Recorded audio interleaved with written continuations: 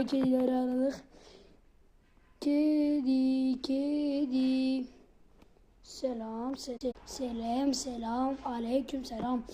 Arkadaşlar bu kedi değil, bu da değil, bunun yanındaki kedi. Bakın gözlüklü kedi.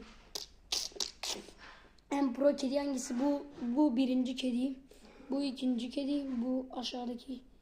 Ya bu ise bu birincinin altındaki de üçüncü kedi.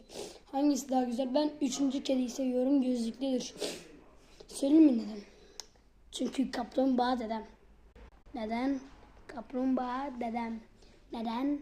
Kaplumbağa dedem. Dedem. Benim şu anlı dedem. Benim güzel dedem. Lan ben bu aşağıdaki kedi diye annen. Ya bu kedi Allah kaçın eve baskın yaptılar. Emma